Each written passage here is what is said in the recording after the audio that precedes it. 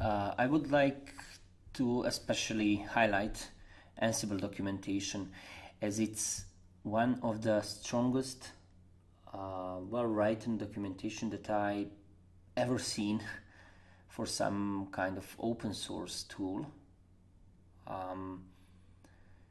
You will probably on daily basis use this docs.ansible.com page, mainly using this module index and playbox inventory from time to time. But the module index is something that you will see through this course, and you will see in your daily work how it is important. So working with the playbox, we will have chance through this short period of course to create few of the playbooks and really explain it in a detail. But every time if you have any kind of misunderstanding or something, you can go back to this documentation and check it.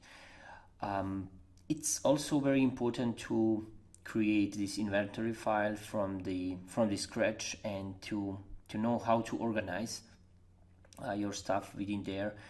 We'll use just basic things on beginning of this course, but later you will see how it's actually useful. And then module index. Module index is something like a kernel for the Linux operation system in this case, this kind of documentation. So you will find everything if you, let's say, want to work with cloud providers. There is a bunch of things for AWS. I think everything what AWS actually could provide us with the service, we can manage it through the Ansible. There is a lot of others popular cloud solutions. Also, I would like to show you something about the virtualization, like VMware. You could easily use Ansible with VMware, but yeah, later maybe. Let me show you packaging module. So if I want to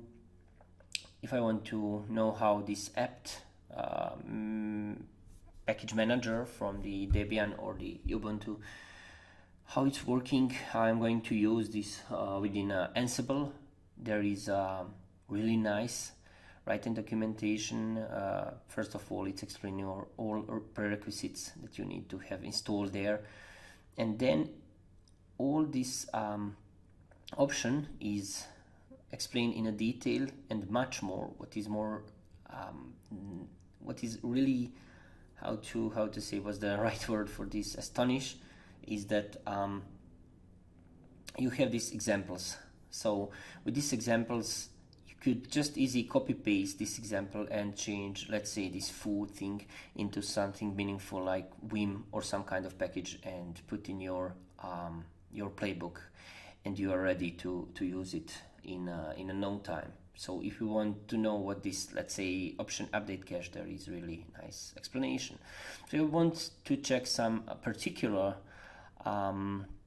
command or option within Ansible. I'm just going to try search this through the search option on the left side, and then let's say for the sudo I can check that this -s is an option if I want to become a sudo user, and this sudo is kind of deprecated in a playbook. So you will see what this use become mean very soon.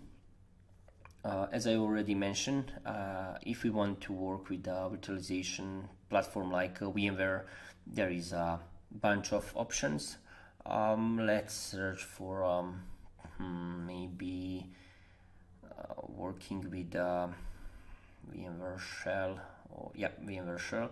So if I want to run commands within a VMware Guest operation system, there is a bunch of options that I can use there, and here is some, again, example. So if I want to run command inside a virtual machine, I will use this option. Just could make copy paste of all these things in my playbook YAML file, and you could also see all this author of the module and so on. One more thing, just before we start, just to have in your mind that Ansible is written is kind of purely Python.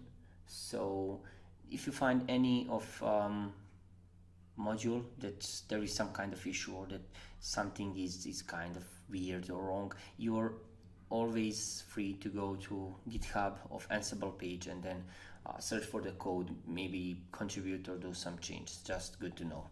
Okay, so let's start then.